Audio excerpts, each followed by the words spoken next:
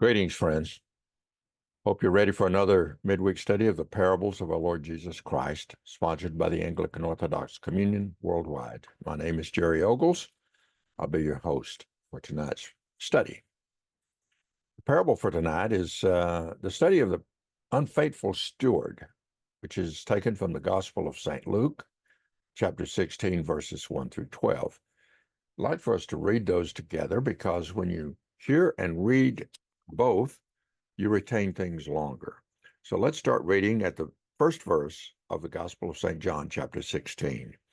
And he said unto his disciples, There was a certain rich man which had a steward, and the same was accused unto him that he had wasted his goods.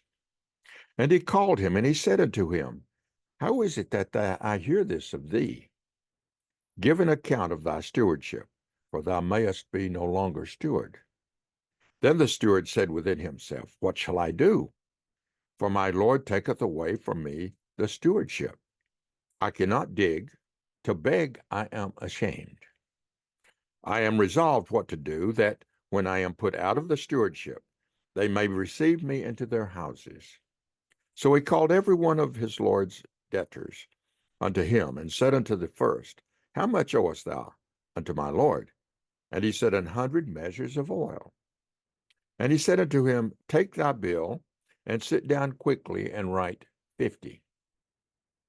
Then said he to another, And how much owest thou? And he said unto him, 100 measures of wheat.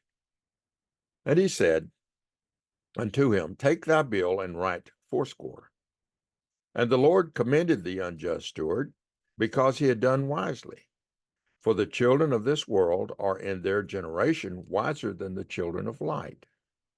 And I say unto you, make to yourselves friends of the mammon of unrighteousness, that when you fail, they may receive you into everlasting habitations with them, with the unrighteous. He that is faithful in that which is least is faithful also in much. And he that is unjust in least is also unjust in much.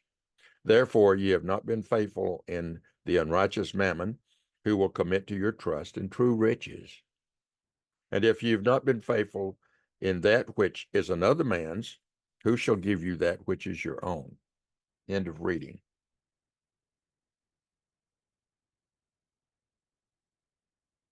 Christ's servants are stewards of righteousness and not of mammon. This story is about a lost man, the steward. He's rewarded in this life. He's rewarded by mammon, unrighteousness, and he shares the habitation of the unrighteous also. Observe, first of all, this parable is not about stewardship per se, but about our whole duty as Christians.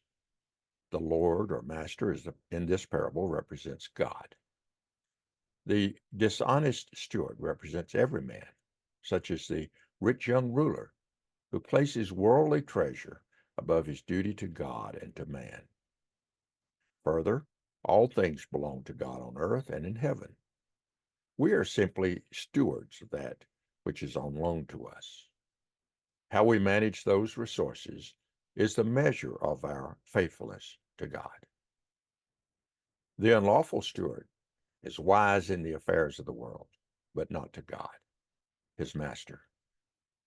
In failing of faith and honesty to his master, he may as well join his faithful associates in the habitations of their own inheritance, which is the grave and hell. We are not entrusted with things that are not our own. All earthly goods, such as riches, health, time, opportunities, also spiritual goods, the gospel and its manifestation, spiritual knowledge, gifts, grace, the worship of God and his ordinances, promises, providences, and care of his holy temple or vineyard, all belong to him. Why we must carefully improve all things that are in our hands is another question. Earthly things. Let me tell you the story about the widow and her 2 mites that is related in the Gospel of St. Luke, chapter 21.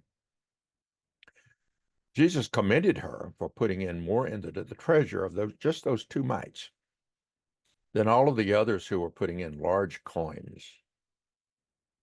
And the reason is because she gave out of her need and not out of her excess. I read a story not too long ago about a banker who computed the amortization tables for those 2 mites at its current value in those days, which had been placed in a bank at 4% interest, compounded semi-annually. And by today, that money would be more than all of the money in the world, and that's what is on deposit in heaven of the widow's 2 mites. Whatsoever we have to put in our hands is to advance the honor of our great Lord and Master, Jesus Christ, and to refresh, comfort, and support the whole household where we are placed. Because we have nothing that is our own, it is our Lord's goods. Because if we are not faithful in the least, it may stop the hand of Christ from giving the greater things to us. It will be otherwise a wrong and great injustice to the poor, or to such for the sake of whom they that are rich are entrusted with earthly wealth, in withholding that which is theirs by Christ's appointment from them. And so a clear demonstration of unfaithfulness both to God and man, and it may provoke God to take away from them what they have. Because we must in a short time be called to give an account of our stewardship, we must expect to hear Christ say, "What have you done with my gold and my silver, my corn, my wool, and my flax? How is it that my poor have wanted bread and clothes, and my ministers have been neglected and forced to run into debt to buy necessities to support their families?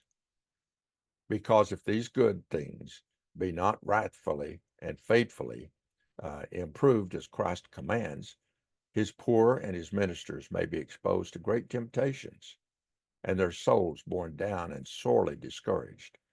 And Satan may get advantage against them, for many snares and dangers attend outward want.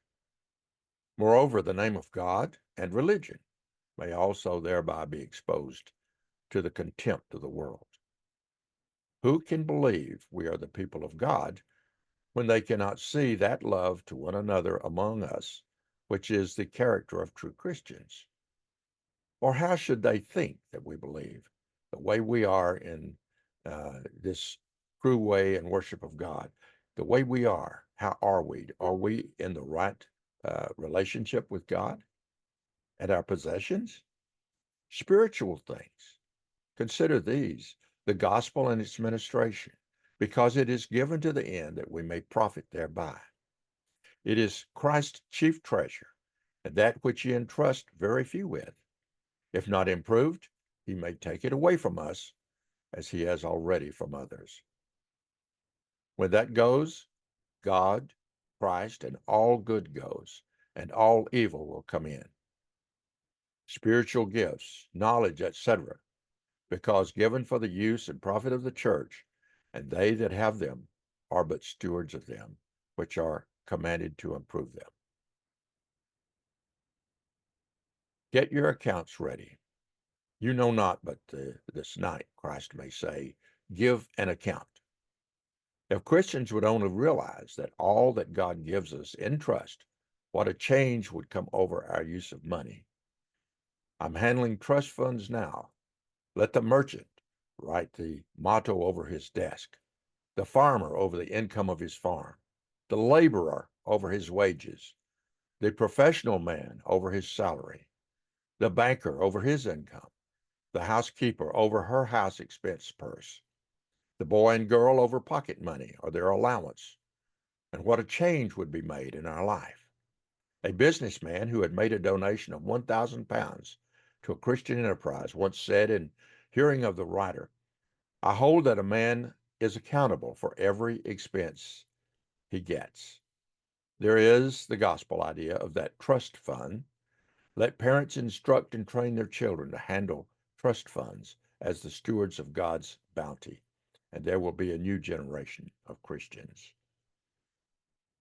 Unlike the unfaithful steward, we must manage what God has put into our hands. with care and love and obedience and faithfulness to Him. Else we fall among those of unrighteous mammon, and we also share in their habitations, which is not in heaven, but on this earth. We may have our riches here, but we won't have them in heaven. Think on these things, and I hope you enjoyed this study. God bless you. Catch you later. Bye-bye.